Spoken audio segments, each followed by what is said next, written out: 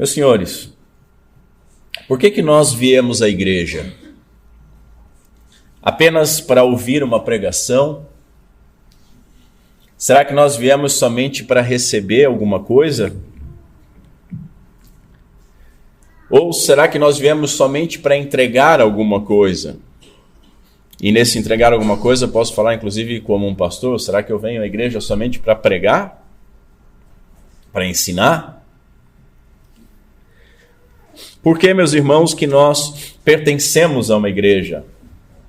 Somente para termos um local público onde cultuar a Deus e fazer o nosso culto?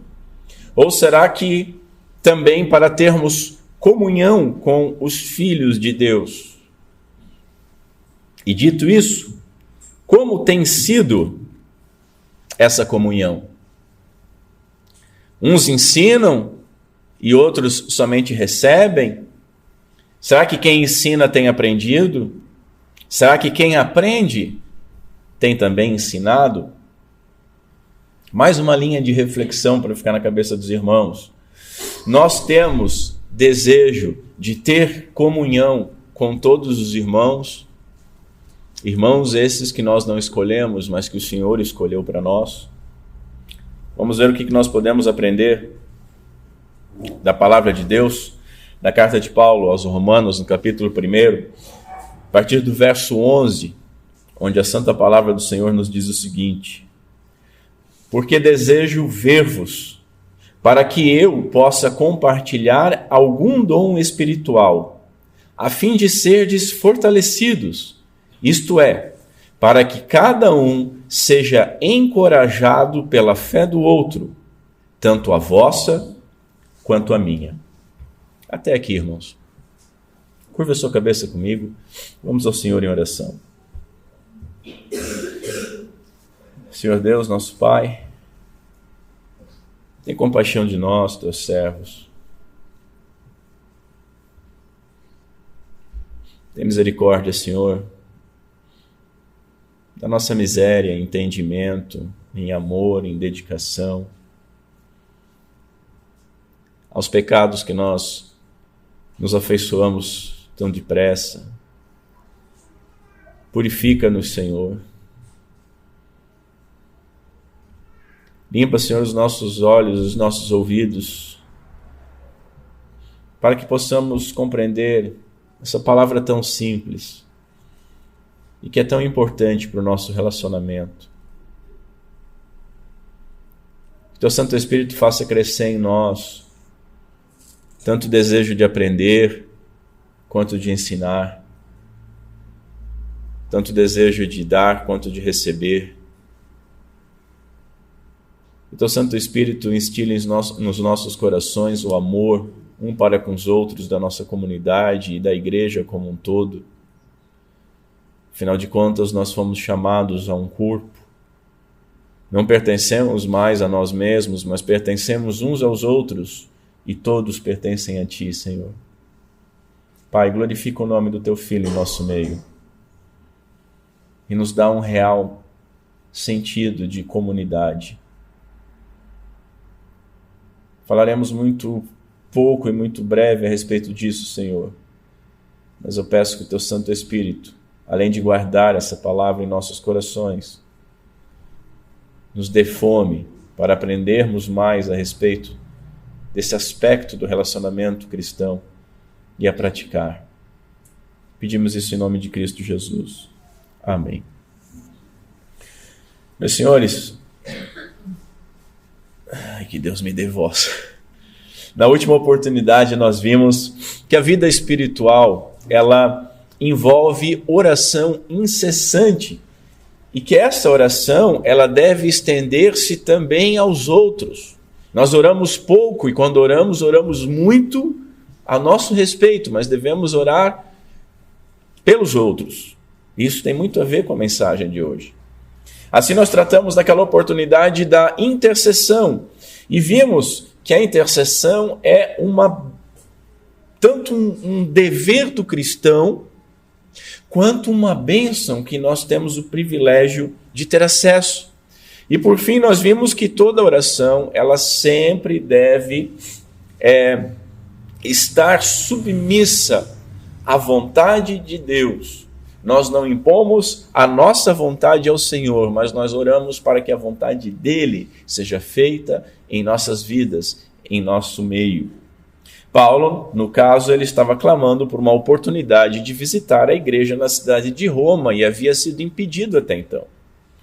Prosseguindo no texto da introdução de Paulo, hoje nós veremos que uma das razões pela qual Paulo estava desejoso de ver os irmãos romanos era para ter comunhão com eles. Isso é fantástico, irmãos. Veremos que essa comunhão bíblica, ela envolve edificação mútua. Por quê? Porque todos têm algo para dar. Todos têm algum dom concedido por Deus para fortalecer e para encorajar os outros. E, consequentemente, nós veremos que todos precisam receber alguma coisa. Deus, ele concede as bênçãos espirituais à igreja, à comunidade. E é na santa comunhão com os irmãos que nós somos edificados. É certo que essa lição ela é muito pertinente aos nossos dias, onde a igreja ela tem sido desafiada, por aqueles que se dizem desigrejados, por um movimento que tenta abolir a igreja do cristianismo. Aqueles que defendem que dá para ser igreja em casa, que defendem um cristianismo isolado dos outros. Dentro da igreja também há problemas. Há homens que se acham aptos apenas para ensinar, que acham que têm muito para dar para os outros, mas que nunca estão dispostos a aprender. E esse, de fato, não é um comportamento cristão. Há ainda homens que se enxergam tão inferiores que não percebem que mesmo através da sua simples e humilde condição são necessários e muito necessários para a edificação dos demais. Ninguém está de mãos vazias. A dádiva de Deus vem sobre todos. E a dádiva que você recebeu não é só para você, é para os irmãos. Há ainda um outro aspecto muito negativo na igreja, que é o chamado crente de banco. Aqueles que confundem a igreja com um espetáculo e pensam que ser igreja é apenas vir e assistir passivamente um culto. A realidade, meus irmãos, é que todas as partes do corpo místico de Jesus Cristo, elas são igualmente importantes e dependentes umas das outras.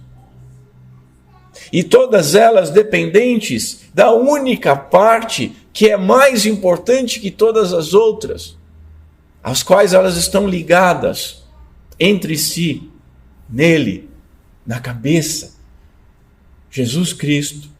E que Deus nos ajude. Em primeiro lugar, a vida espiritual, ela exige comunhão. Paulo desejava ver os romanos.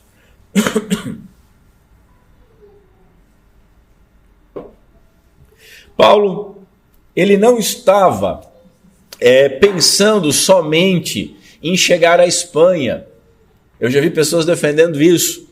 A gente viu na introdução, um dos objetivos de Paulo era, com certeza, que Roma fosse uma base missionária para ele ir à Espanha. Mas o seu intuito não era utilizar simplesmente os romanos como essa base, utilitariamente. Ele não pensava apenas numa parceria missionária. Ele deixa isso bem claro aqui no texto. A sua intenção também não era corrigir alguma falta de poder espiritual dos crentes de Roma. Porque nós vemos no texto É dizendo para que eu possa compartilhar algum dom espiritual a fim de ser desfortalecidos, e muitos têm a impressão de que havia a falta de alguma coisa para os romanos. Mas ele não está querendo corrigir nada, mesmo porque ele glorificou a Deus pela fé dos romanos nos versos anteriores. Ele não estava sugerindo, então, que a fé dos romanos fosse defeituosa de maneira nenhuma. O que Paulo desejava era comunhão com os crentes de Roma. Ele buscava o crescimento espiritual daquelas pessoas. E ele cria que ele tanto poderia ajudar aos crentes na cidade de Roma, quanto ser ajudado por eles no seu próprio crescimento. Isso é muito importante. Por conta disso, ele esperava que o encontro trouxesse bênção, de encorajamento mútuo a todos. Todos ganhariam. Princípio máximo do capitalismo. Os crentes na cidade de Roma ganhariam com a sua presença, e ele ganharia estando lá. Ganharia com a comunhão com esses irmãos. O seu trabalho incessante, meus irmãos, às vezes a gente reclama que a gente não tem tempo, mas eu já falei isso aqui deste púlpito, nós não temos a ideia do que é trabalhar como Paulo trabalhou, com absolutamente nada em recursos comparado com os recursos que nós temos hoje. E não podemos sequer imaginar quão ocupado era o apóstolo Paulo. E mesmo assim, isso não diminuía a sua vontade de estar sempre com os irmãos. Um teólogo, ele diz que os relacionamentos edificantes sempre trazem enriquecimento espiritual. Porque, como Provérbios 27 nos instrui, como o ferro com o ferro se afia, assim o homem ao seu amigo. Por que muitas vezes nós não nos sentimos espiritualmente fortes? Porque nós não somos encorajados no relacionamento com os irmãos. É o ferro que afia ferro. É os irmãos que vão nos afiar. E às vezes nós ficamos igual uma faca cega porque nós não temos esse contato com os irmãos. Nós, meus irmãos, facilmente abrimos mão de qualquer compromisso com algum irmão da igreja ou com a própria igreja por conta de qualquer compromisso que apareça na nossa agenda. Compromissos muitas vezes inferiores, na maioria das vezes inferiores. Às vezes por cansaço. Estamos muito cansados para estar junto com os irmãos. Estamos muito cansados para estar na igreja. Às vezes por alguma doença. E eu me sinto bem à vontade para falar isso hoje. Às vezes nós deixamos de ter a comunhão com os irmãos na igreja porque estamos com uma dorzinha de cabeça, porque estamos com um mal-estar, porque estamos assim, sabe, eu não estou muito bem hoje, irmão, então vamos marcar para outro dia. Ou então eu não estou muito bem hoje, eu não vou na igreja. Hoje seria o dia ideal para eu estar debaixo dos cobertores, edredomzinho aqui, só o narizinho para fora. Janelinha fechada, remedinho e dormindo. Mas eu só não estaria aqui se eu estivesse, como já estive, com hemorragia de garganta. Só isso poderia me tirar daqui hoje, ou alguma coisa que a vontade de Deus quisesse. Porque eu queria estar com os irmãos e queria ministrar essa palavra para os irmãos. E aprove a Deus me machucar com essa amidalite. Glória ao nome do Senhor por isso. Paulo, ele orava por isso. Você já orou para ter comunhão com os irmãos? Pensa assim, ó. Tenta lembrar a última vez que era quarta, quinta-feira da sua semana, e você no seu momento de oração, porque você tem um momento de oração, você se ajoelhou ou ficou sentado, porque a gente não é religioso, né? A gente entende que não precisa... Oração não sobe se estiver só de joelho, né? Tem gente que diz isso, mas enfim. Você estava no seu momento de oração, mas você estava tão compenetrado que até se ajoelhou e pediu: Senhor, abençoa o dia de domingo, o teu dia, o dia do Senhor, que meus irmãos tenham saúde para que nós possamos estar juntos glorificando o teu nome em comunhão, para que nós possamos aprender uns dos outros, para que eu possa matar a saudade daqueles que tu sangraste por causa de amar a eles como tu me amou, para que nós possamos nos edificar, para que eu possa saber como está a mãezinha de um, como está o cunhado do outro, para eu saber como é que estão as lutas do trabalho, as lutas com os filhos uns dos outros, para que eu possa receber aquele abraço, para que eu possa ser, Senhor, abraçado por Ti, através dos meus irmãos. E, Senhor, me dá saúde também e disposição, e não deixa que nada me tire desta comunhão. Amém. Talvez faz um pouco de tempo que os irmãos não façam uma oração assim. Espero que faça um pouco de tempo, porque infelizmente eu creio que os irmãos nunca oraram assim. Paulo orava por isso. Olha o que diz no verso 10, suplicando que de algum modo seja possível, de acordo com a vontade de Deus, uma oportunidade de ir visitar-vos, porque desejo ver-vos. A sua intenção, meus irmãos, não era fazer turismo na capital do império. A sua intenção não era nem ver o imperador. A sua intenção era ter comunhão com os santos na cidade, na igreja, na cidade de Roma. O deleite, a alegria de Paulo estava nessas pessoas. E não porque elas eram ricas e importantes, ou, pelo outro lado, porque nós temos o evangelho dos ricos e o evangelho dos pobres, e nenhum desses dois é evangelho de fato, né? Não era porque elas eram ricas, nem porque elas eram tadinhas ou pobrezinhas, ele se compadecia delas, mas o seu deleite estava nelas porque elas eram cristãs, porque elas eram suas irmãs, seus irmãos, porque elas foram salvas como Paulo foi salvo, por meio de Cristo Jesus. Isso era suficiente para nutrir o desejo de Paulo estar lá junto. Note, ele queria compartilhar algum dom. É importante observar que há uma ordem, ter comunhão para poder compartilhar. Quantas vezes nós queremos inverter e colocar a carroça na frente dos bois? Nós queremos ministrar para os irmãos sem ter comunhão com eles. Como é que eles vão nos ouvir? Às vezes, até mesmo quando nós vamos evangelizar, nós queremos falar com as pessoas, nós queremos compartilhar alguma coisa sem ter o mínimo de comunhão, o mínimo de amor, de demonstração de amor. Irmãos, alguns podem me criticar, mas nós não estamos mais no século 16, 17. Nós não estamos mais colonizando uma terra de silvícolas. Você não vai mais para a rua gritando sobre Jesus. Todo mundo já está cansado de ouvir de Jesus, mas de um Jesus falso, um Jesus que é comprado por dinheiro, um Jesus que não é da Bíblia. As pessoas estão com ranço de Jesus. As pessoas precisam ser, o pensamento delas precisa ser quebrado e ensinado novamente. As pessoas precisam ganhar a confiança daquele que eles vão ouvir.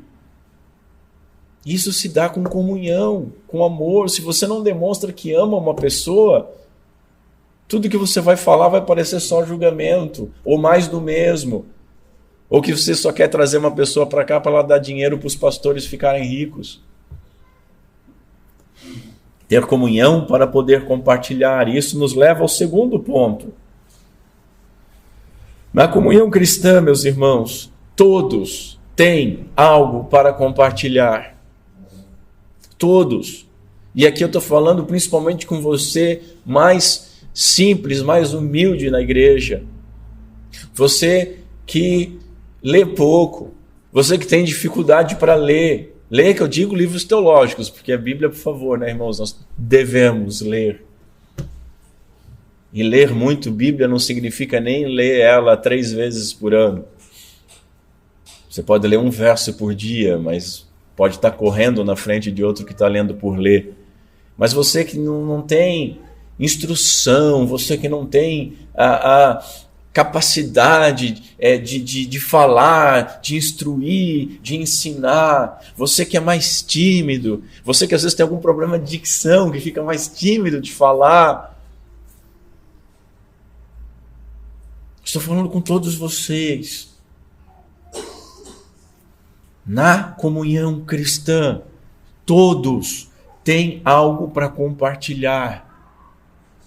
O cristianismo bíblico, que nós chamamos de reformado, ele crê em Cristo como o único mediador entre Deus e os homens. Apenas Jesus Cristo.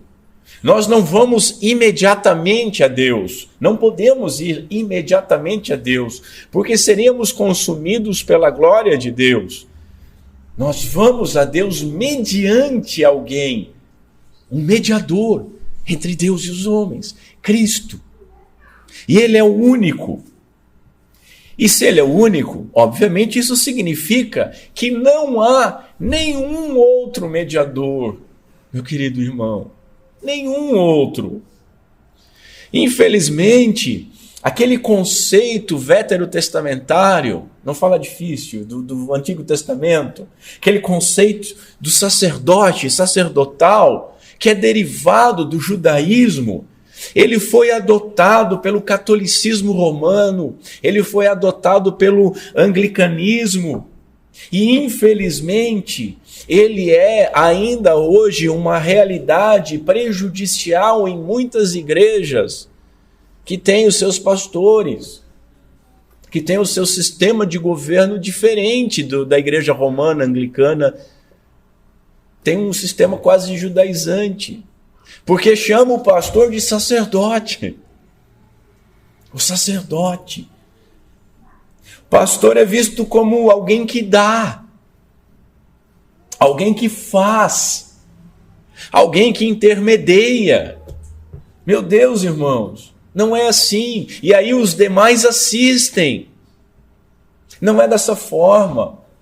Os irmãos lembram, assim que eu cheguei aqui, tinha ainda esse ranço, os irmãos mais antigos vão lembrar, e às vezes vem alguns visitantes ainda com esse ranço também sacerdotal, e diz, eu queria que o pastor orasse por isso.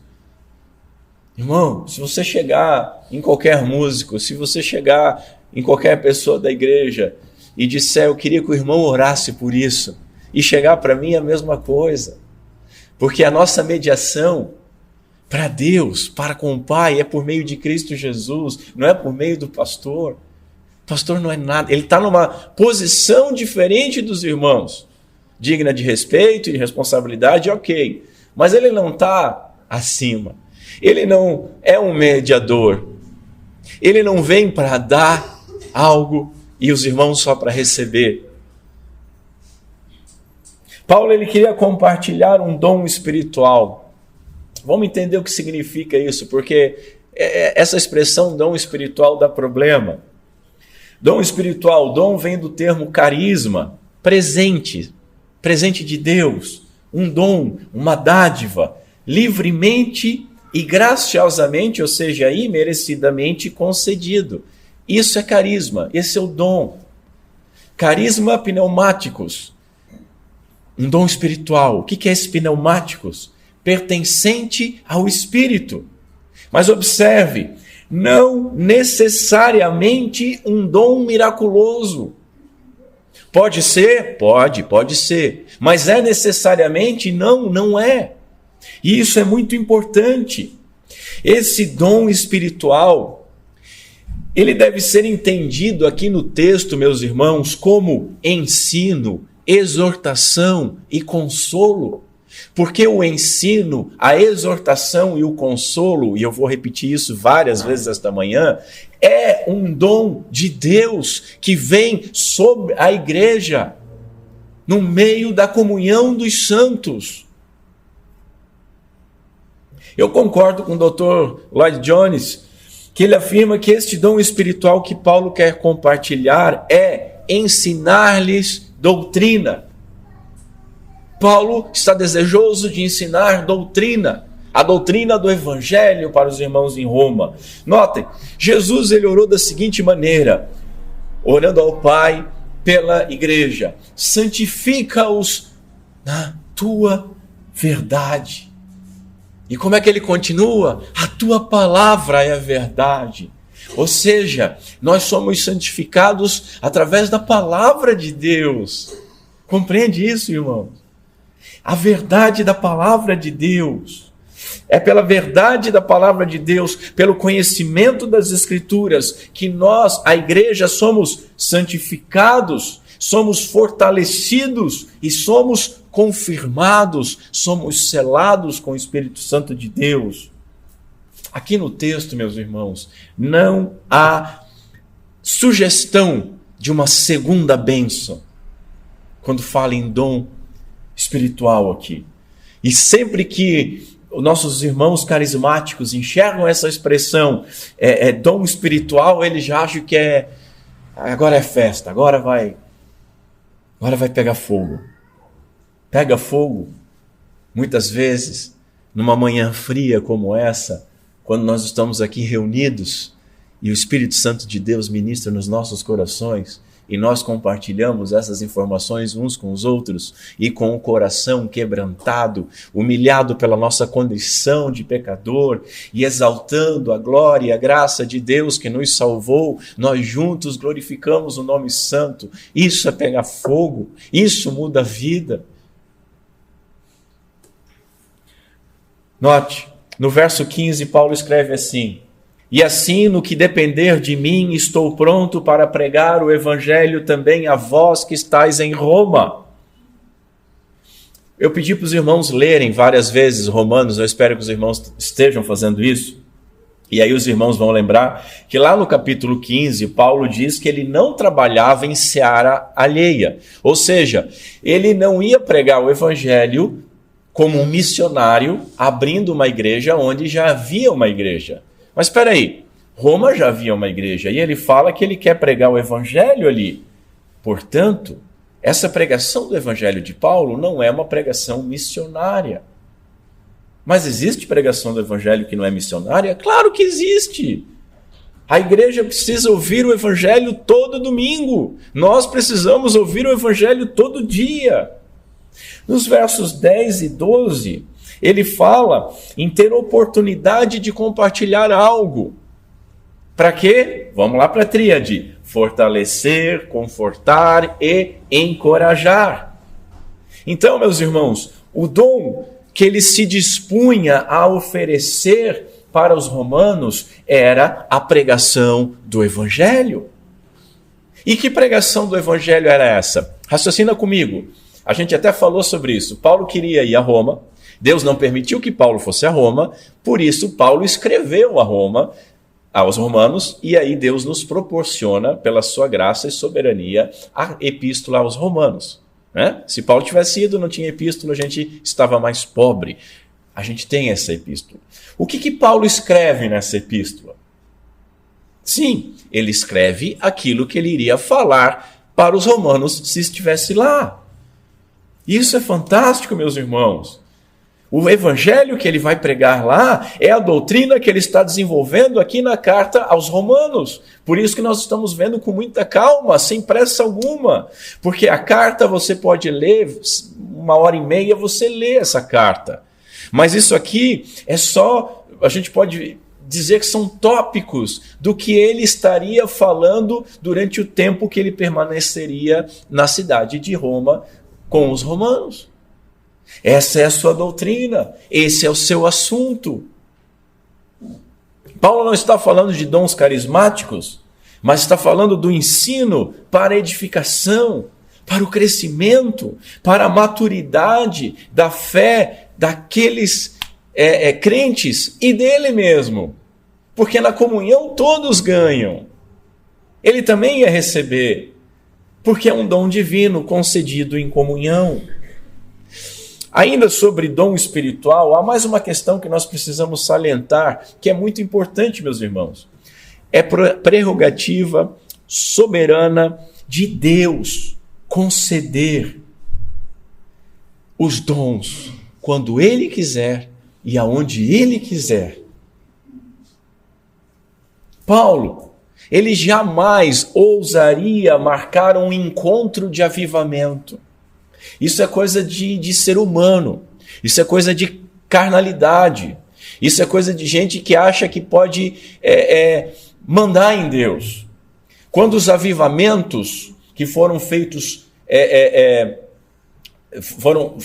desceram graciosamente dos céus, quando eles começaram a parar, quando começou a esfriar, eu não gosto dessa expressão, mas vamos usar assim, quando a fé da igreja começou a esfriar, alguns homens, entre eles aquele ser vivente do Charles Finney, entre outros, criaram métodos de avivamento.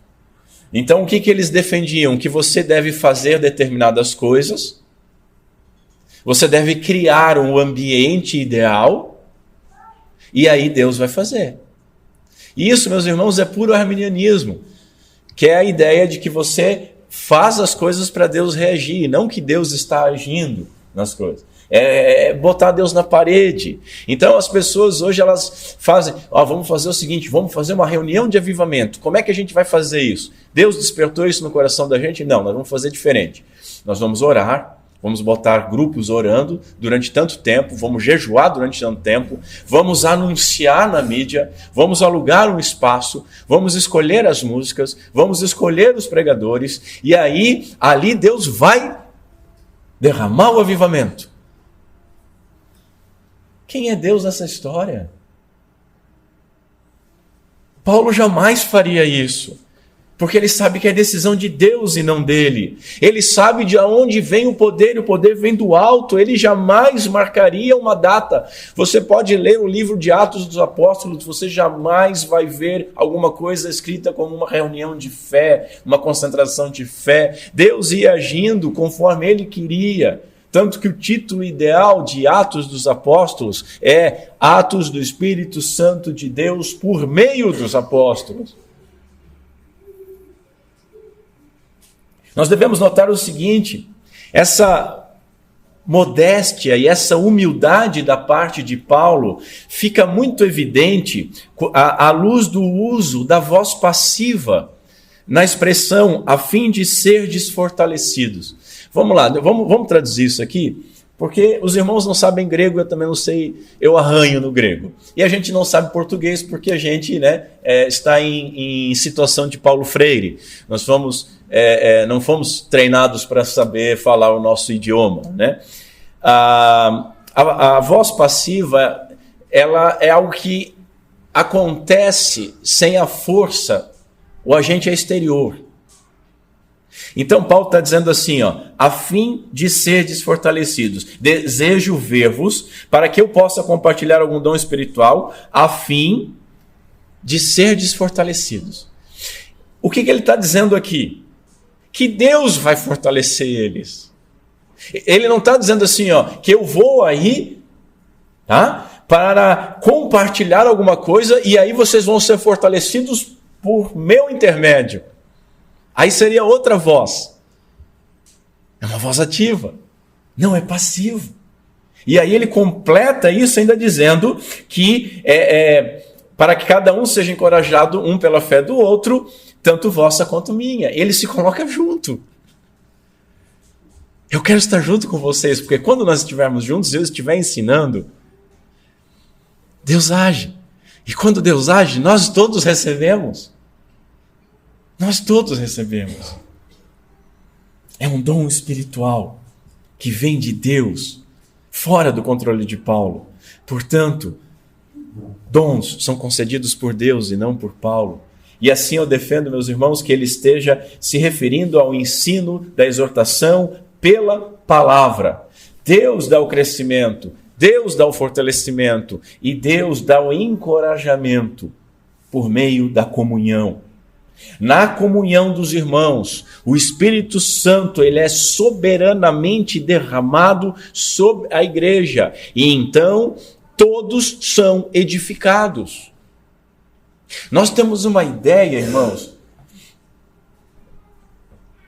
Se a gente for estudar a história da igreja e estudando a história da igreja em paralelo com a história da civilização, a história da filosofia e as correntes filosóficas que vêm desde o iluminismo, nós vamos ver que em um determinado momento há uma bagunça no imaginário da igreja.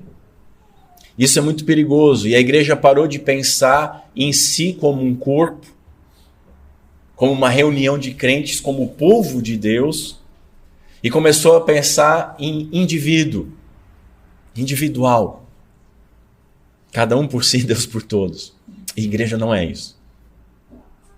Então nós temos uma noção muito estranha de que pode haver um avivamento somente numa pessoa. Inclusive, quando os mestres de avivamento vão falar, eles vão falar muito sobre isso, assim. Se a tua igreja não está avivada, pelo menos que você fique avivado. Há uma verdade nisso? Há. Óbvio que há. Você, como um homem piedoso, vai ser cheio do Espírito Santo de Deus. Tá?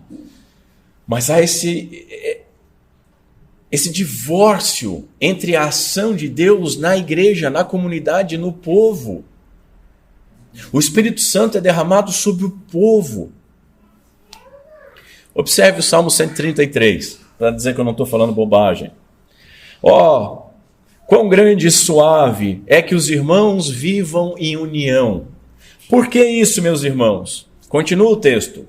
É como óleo precioso sobre a cabeça, que desce sobre a barba de Arão, e que desce a orla das suas vestes. Notem o seguinte, todos nós sabemos que o óleo é um símbolo, significando o Espírito Santo, correto?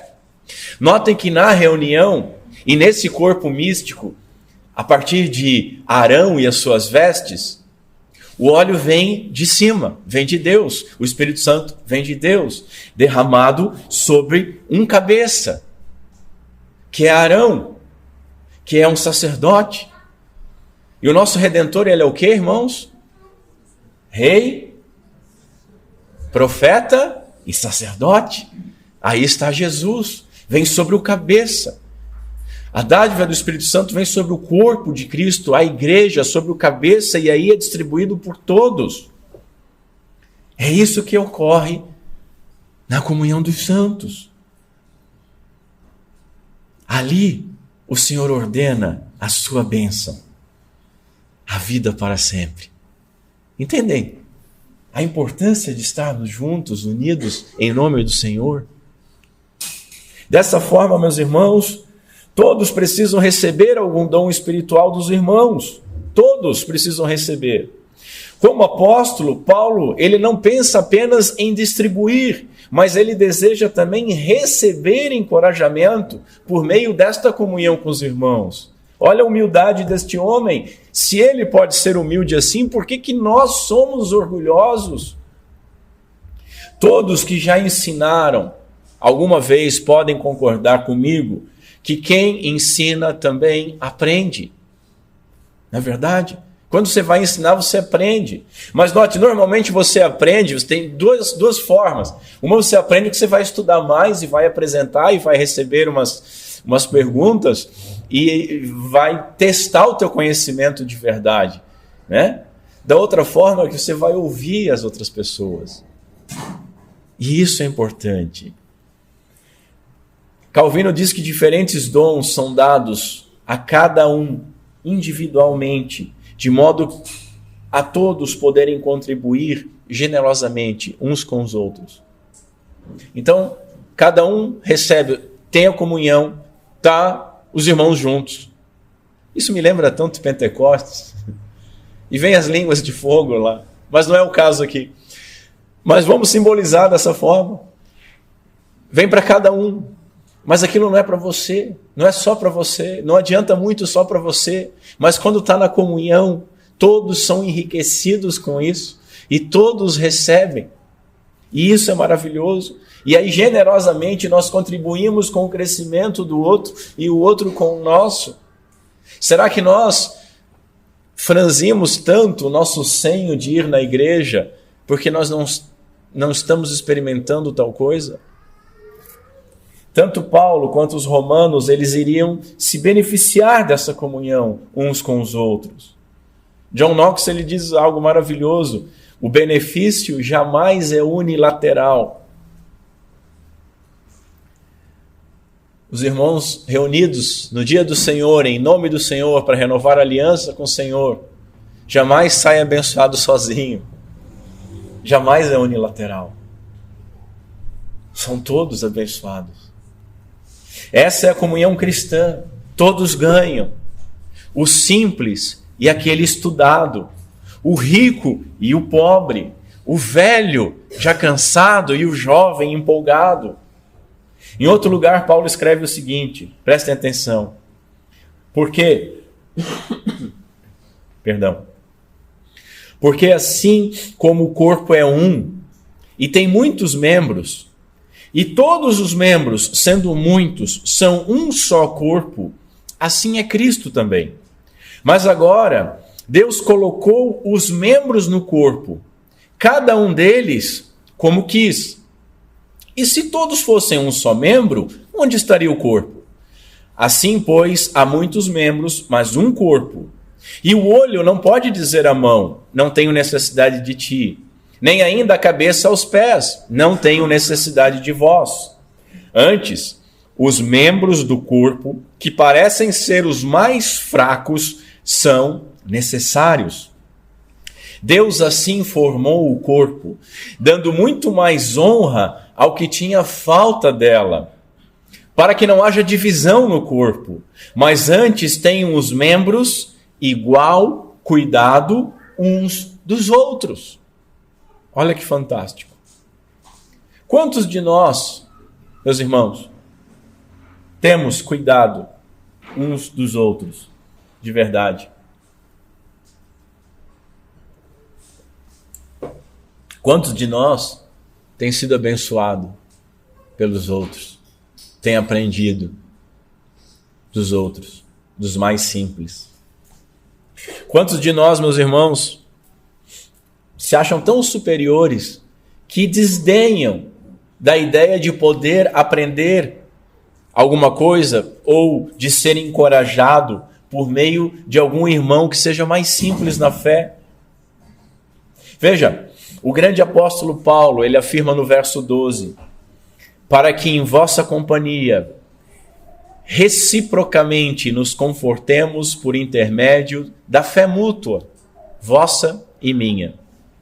O ministério cristão é para fortalecimento mútuo, para que cada um seja encorajado pela fé do outro. Em outro lugar, Paulo diz o seguinte: antes, seguindo a verdade em amor, cresçamos. É um coletivo, correto? Cresçamos em tudo naquele que é a cabeça, Cristo, do qual todo o corpo, bem ajustado e ligado pelo auxílio de todas as juntas, segundo a justa operação de cada parte, ou seja, cada parte tem que operar devidamente, faz o aumento do corpo. Para quê? Para a edificação do amor. E talvez o amor seja a coisa que mais tem falhado na igreja. Tanto dos irmãos para com os irmãos, quanto da igreja para com o mundo. Lloyd Jones, ele diz que Paulo compreende que tem muito para dar-lhes, para os romanos, mas ele quer que eles também saibam que tem muita coisa para dar para Paulo e que haverá uma espécie de intercâmbio. De ambos os lados haverá encorajamento. E isso é importante nós lembrarmos e sabermos. As pessoas simples, elas devem ser valorizadas dentro da igreja. E aquelas mais destacadas, aquelas que receberam mais graça, elas devem saber que também precisam aprender e precisam ser fortalecidas. E muitas vezes vão aprender e vão ser fortalecidas pelos membros mais frágeis. Que nobreza por parte do apóstolo dizer que a sua fé seria fortalecida pela fé deles, como a deles pela sua, comentou um teólogo. Em terceiro lugar, meus irmãos, portanto, a doutrina que temos aqui é a doutrina da comunhão dos santos. Presta atenção aqui. Se todos os crentes precisam viver em comunhão, e se nessa comunhão todos eles dão e todos recebem algum dom espiritual dos irmãos, segue-se então 3 conclusões. E essas serão as conclusões com aplicação para encerrarmos. Primeira conclusão: o encorajamento mútuo é essencial. Nos confortemos, como aparece provavelmente na sua tradução, é melhor traduzido por nos encorajemos. Ser encorajado é um conforto, certo? Concorda comigo? Agora observa o seguinte: nós podemos nos sentir confortáveis isolados. Você não pode? Você está isolado, você fica uma semana sem ir na igreja, você pode se sentir confortável. Mas jamais nós seremos encorajados no isolamento. Por isso que eu prefiro essa tradução, ao invés de confortados, encorajados. É no compartilhamento da fé mútua entre testemunhos. O que é testemunho? Tem igreja que tem um momento de testemunho, isso é uma barbárie. Porque bota a pessoa totalmente despreparada aqui, com medo para falar, e a gente ouve coisas que a gente jamais deveria ouvir em qualquer lugar, principalmente dentro da igreja, né? Os testemunhos, os testemunhos. A gente ouve coisa terrível. Testemunho não é assim, irmãos. Testemunho é a gente testemunhando primeiro no mundo que Deus fez pela gente, e uns para com os outros. Você falando, não é aqui.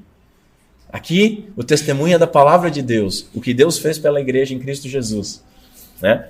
Mas, na comunhão, compartilhando a fé mútua, entre os testemunhos uns dos outros, as conversas, as dificuldades, o envolvimento, é ali que nós somos encorajados. É ali que nós vemos que a nossa dor não é a maior dor do mundo, tem gente sofrendo mais. É ali que nós vemos que pessoas que estão sofrendo mais do que nós foram agraciadas por Deus com força.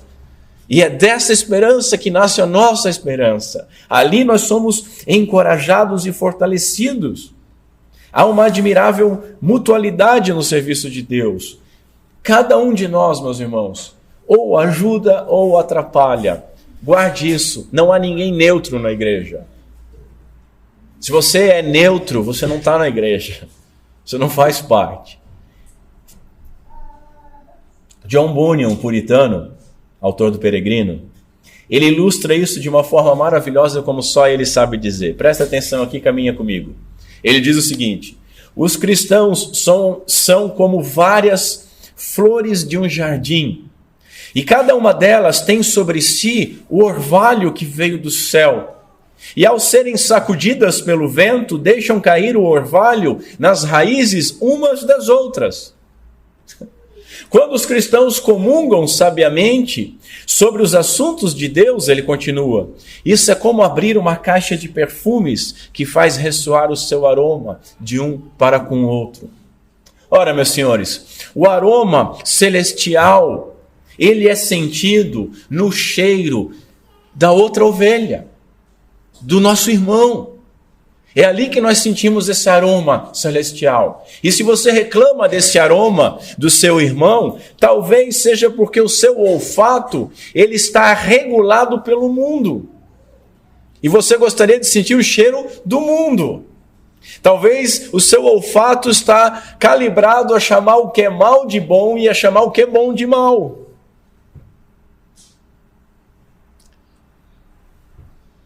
As gotas celestes, eu gostei demais quando ele falou sobre isso. Essas gotas celestes que regam a nossa raiz, elas estão nas folhas dos irmãos. Olha a ilustração que ele imaginou, irmãos. Esse orvalho vem de cima, porque o dom vem de cima. E quando a planta recebe isso, Só um orvalho, não é chuva, só um orvalho, fica pelas folhas, não vai para a sua raiz. E não tem muito proveito. Mas quando nós estamos reunidos, e como vento vamos colocar as nossas aflições, as nossas vicissitudes, esse orvalho, esse dom de Deus, nós despejamos um na raiz do outro.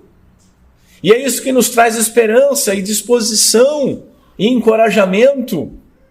Meus irmãos, nós não fomos chamados para habitar em um vaso bonitinho, separado, mas num jardim. Não isolado, mas em comunhão. Segunda conclusão, não existe crente sem comunhão. Não existe. É uma bola quadrada. É um socialismo que deu certo. Paulo necessitava e desejava receber o benefício da comunhão. John Stott ele diz o seguinte: Paulo ele tem consciência das bênçãos recíprocas que advêm da fraternidade cristã. E apesar de ser um apóstolo, ele não é orgulhoso demais para reconhecer a necessidade dela. Ora, meus senhores, se o apóstolo desejava esse relacionamento, orando por isso e tendo disposição de se misturar com os crentes, observem em quão grande erro se encontram aqueles que se isolam por trás dos seus cargos e seus títulos, e às vezes até de suas seguranças, como nós vemos acontecer com os professos apóstolos de hoje. Eu já disse, né? Apóstolo bom é apóstolo morto. Está vivo, não é bom. E nem é apóstolo, né? Que tem seguranças. As pessoas querem chegar neles. Por quê? Porque vem nele um sacerdote, que alguma coisa do céu vai vir sobre ele e dele para a pessoa, mas não é assim. Bispos com seguranças, o Papa. O Papa mesmo é... Oh, não vamos fazer muros, vamos fazer pontes. É um erro, não é cristão se armar, ter uma arma de fogo. Não é cristão, diz o Papa. Mas e seguranças do Papa? Eles estão armados com o quê? Com água benta e rosário? Bota a mão, estende a mão para o Papa para você ver. Ou quando alguém chegou, como uma japonesinha esses dias chegou, puxou a mão dele, queria a bênção dele, ele deu um tapa na pessoa. Até mesmo alguns pastores, o pastor vai, faz um videozinho na internet, faz umas piadinhas, ganha uns likes, aí vai para algum evento em segurança, não deixa o povo chegar. Paulo era apóstolo e orava para se misturar, para estar junto, para compartilhar, para ter comunhão. Feliz é a congregação, diz o Stott, cujo pastor tem essa mesma humildade de espírito, de estar junto. Paulo diz em Efésios capítulo 4 o seguinte: rogo-vos, pois eu, o preso do Senhor, que andeis como é digno da vocação com que fostes chamados, com toda humildade e mansidão, com longanimidade. Presta atenção aqui, suportando-vos uns aos outros em amor. Como é que você vai se suportar? Como é que você vai suportar o outro se você está isolado, se você não tem comunhão? Os desigrejados, não, porque veja bem, a gente faz... Meu amigo, isso não é igreja, porque você não consegue obedecer. Em outro lugar, ele diz o seguinte: de maneira que, se um membro padece, todos os membros padecem com ele. E se um membro é honrado, todos os membros se regozijam com ele. Como é que você vai fazer isso isolado? Como é que você vai fazer isso? Eu cansei dessa história de igreja, eu vejo pregação na internet, eu não dou oferta na igreja, eu ajudo alguma causa aí, eu dou uma esmola no sinal. A instituição igreja, ela está falida. Não, quem está falido é você, irmão. Se é que eu posso chamar de irmão? Você está falido, você está num caminho largo.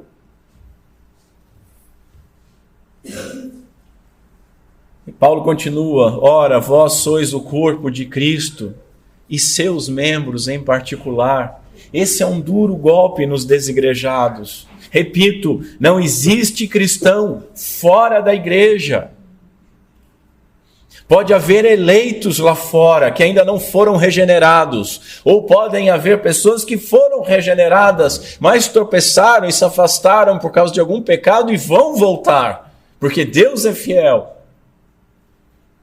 Mas um cristão fora da igreja, ou dito de outra maneira, um cristianismo sem igreja, sem comunidade, sem comunhão, não existe. A lógica nos diz isso. Uma brasa fora de uma fogueira, ela se apaga. Um copo d'água do mar, mesmo com a vastidão do oceano, se for retirado e deixado solitário, ele evapora. Se você pegar uma árvore frondosa e cortar um galho, separar ele do tronco, ele seca. Você pode pegar a pessoa mais forte e saudável, se você cortar um dedo dessa pessoa, esse dedo vai morrer, vai apodrecer. Como que poderia um membro do corpo de Cristo viver fora da comunhão do santo tronco? E se nós somos chamados de corpo de Cristo, nós somos enxertados em comunhão. É uma cabeça em um corpo. Não são vários corpos. São vários membros nesse corpo. O autor de Hebreus diz assim: e consideremo-nos uns aos outros para nos estimularmos ao amor e às boas obras. Consideremo-nos uns aos outros para nos estimularmos ao amor e às boas obras. Não deixando a nossa congregação, como é costume de alguns, antes admoestando-nos uns aos outros, e tanto mais quanto vedes que vai se aproximando aquele dia. A regra é clara: comunhão.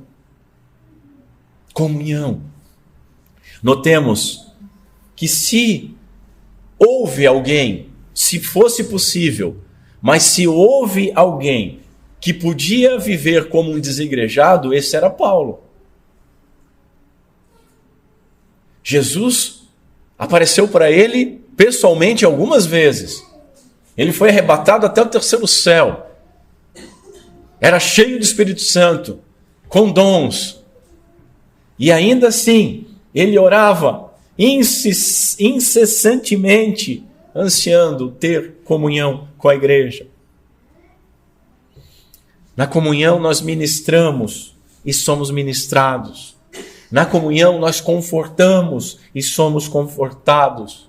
Na comunhão nós edificamos e somos edificados. O puritano Matthew Henry diz que os melhores cristãos, enquanto viverem em um mundo instável como este, têm necessidade de ser cada vez mais firmados, e os dons espirituais são especialmente úteis nesse aspecto e são dados para a igreja. A conversão não é um fim, é o início da nossa jornada. Nós necessitamos ser edificados e fortalecidos para sermos confirmados na fé e para confirmar os nossos irmãos na fé. Nós necessitamos compartilhar as nossas graças e as nossas preocupações espirituais. E o amor, o perdão, os meios de graça comunitários, como batismo, ceia do Senhor, exposição da palavra, oração, auxílio mútuo, muito da própria santificação, tudo isso, meus irmãos, depende da comunhão. Porque é no relacionamento com os irmãos onde nós descobrimos se a nossa profissão de fé ela é verdadeira ou é falsa. É junto com os irmãos que nós vamos identificar se nós somos ou não somos parte daquele corpo. Um professo crente em casa, ele é alguém que se ama, ele é alguém que se perdoa, ele é alguém que é benevolente com ele mesmo, ele é alguém que é generosíssimo com ele mesmo. Mas e na igreja? É na igreja. É na comunhão que nós vemos se amamos. E se nós não amamos o irmão a quem nós vemos, somos mentirosos quando dizemos que amamos a Deus, a quem não vemos. É na igreja que nós perdoamos, é na igreja que nós somos benevolentes, é na igreja que nós somos generosos uns para com os outros. Terceira e última conclusão: não há crente espectador. Calvino ele disse que ninguém é tão pobre na igreja de Cristo que não nos possa comunicar algum valor. Meus irmãos, a igreja é uma comunidade onde todos os membros trabalham. Todos os membros trabalham, ainda que em ministérios e em posições diversas, tal como um corpo funcional, como nós lemos na liturgia.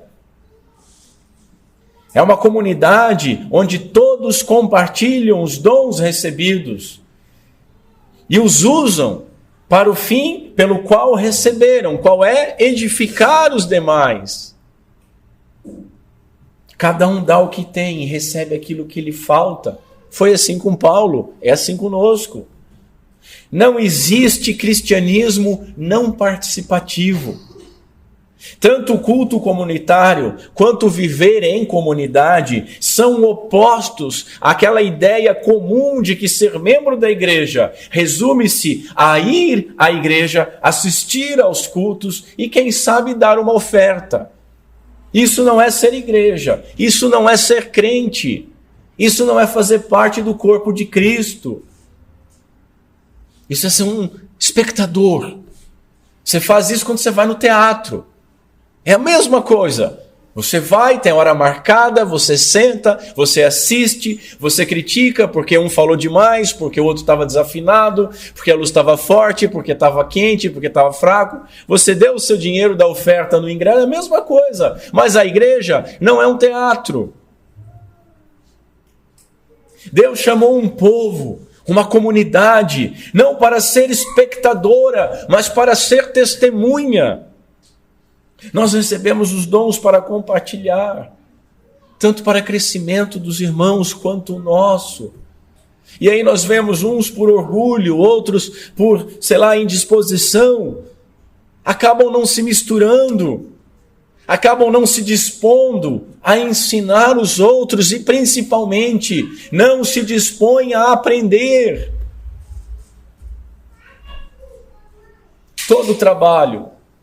Todo trabalho, todo ministério é útil na igreja, assim como em um corpo. Tudo que nós temos no nosso corpo é útil. A gente só dá valor para algumas partes do corpo quando a gente machuca ou perde. Você quase não sente um mindinho da mão, você quase não... É um mindinho. Quando você leva uma paulada ali, aquilo fica doendo, e tudo que você vai fazer, você vê que, eu não consigo fazer direito, aí você, como é importante. Assim, quem limpa o banheiro na igreja é tão importante quanto aquele que serve a ceia. Aquele que ensina é tão importante quanto aquele diácono que auxilia os necessitados.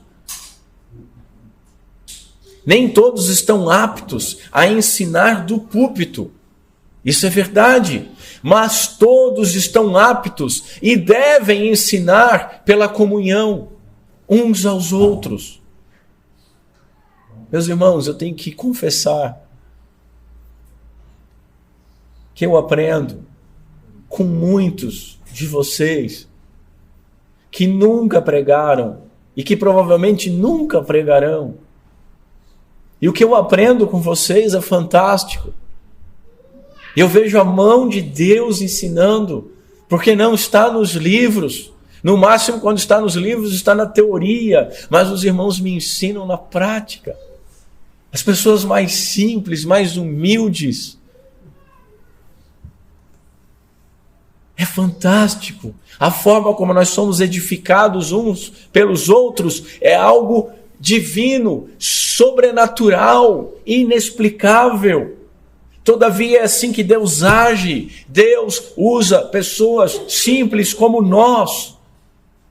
E aí eu pergunto, Deus tem usado você? Você tem assistido os cultos? Tem pedido uma oração e ido para casa? Ou você participa ativamente? Eu espero sinceramente que o Espírito Santo grave essa lição em nossos corações. Mesmo o grande apóstolo Paulo, inigualável, ele declarou que precisava encorajamento da comunhão, que vinha pelo meio da comunhão dos crentes. Certo é, meus irmãos, que nós não podemos dar menos importância que Paulo deu para a comunhão sem corrermos um grande risco. Assim nós devemos nos perguntar: temos desejado a comunhão com os irmãos? Nós nos reunimos dispostos e alegres pela comunhão dos santos? Ou essa comunhão ela é um efeito colateral desagradável do culto público? Às vezes, pelo atraso repetido ou pela pressa em sair da igreja de algumas pessoas, eu penso que a comunhão não esteja sendo valorizada como ela deveria. Muitos de nós, ocupados durante a semana, têm apenas o dia do Senhor para compartilhar um tempo com os irmãos. Mas o que acontece? O culto começa às 10, chega às 10h05. O culto acaba 10 para meio-dia, sai 15 para meio-dia. Da mesma forma, o isolamento das famílias da nossa comunidade me preocupa. Contudo, meus irmãos, nem tudo está perdido, porque de vez em quando eu recebo uma foto maravilhosa de algum irmão que está na casa do outro irmão, e às vezes me manda até assim: opa, dá inveja no pastor, estamos tomando esse café aqui. E aquilo não traz inveja, mas aquilo traz alegria e renova a minha esperança que Deus está trabalhando em nosso meio e que vai fazer de nós uma comunidade verdadeira, com comunhão. Muito além das atividades da igreja, é bom, é necessário, é saudável e é bíblico nós estarmos juntos, nas casas uns dos outros. E principalmente, meus irmãos, estar unidos em alegria diante do Senhor, no dia do Senhor, na igreja, nos domingos. Os crentes da comunidade, eles devem ser um grande conforto para cada um de nós, e nós devemos ser um grande conforto para cada crente da comunidade. Assim nós devemos nos perguntar também: temos aprendido com os irmãos? Temos sido ensinados pelos nossos irmãos, inclusive por aqueles irmãos mais simples? Nós temos nos permitido aprender? E no outro extremo, nós temos ensinado e confortado os irmãos? Todos recebemos dádivas de Deus, mas será que nós temos compartilhado com os irmãos aquilo que nós recebemos de Deus? Nós temos participado da igreja ativamente? Olha, o que eu posso fazer? O que eu posso fazer pela comunidade? Ou nós somos meros espectadores de culto? Eu termino citando Paulo, que diz assim: porque assim como em um corpo nós temos muitos membros, e nem todos os membros têm a mesma operação, assim nós que somos muitos, somos um só corpo em Cristo, mas individualmente somos membros uns dos outros. Que Deus Pai seja misericordioso conosco, por Cristo Jesus, nosso Senhor. Vamos ficar em pé.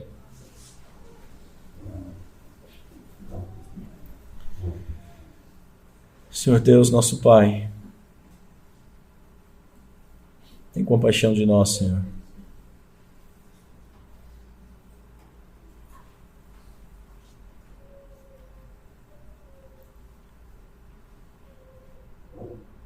Nos ensina, Senhor, a ser igreja. Nos dá, Senhor, amor uns pelos outros, amor pela comunhão. Que possamos ser ferro afiando ferro, crente afiando crente. Que possamos ensinar aquilo que Tu tens nos ensinado e possamos aprender aquilo que Tu tens ensinado aos demais. Que possamos ter alegria e desejo em estarmos juntos, porque Tu não nos salvaste sozinhos, Senhor, mas Tu salvou um povo, e que nós nos alegremos a estar juntos com esse povo, glorificando ao nome daquele que foi tão misericordioso com cada um de nós, que nos adotou e nos enxertou em Cristo Jesus. Tem compaixão de nós, Senhor. É o que nós te pedimos em nome de Cristo Jesus. Amém.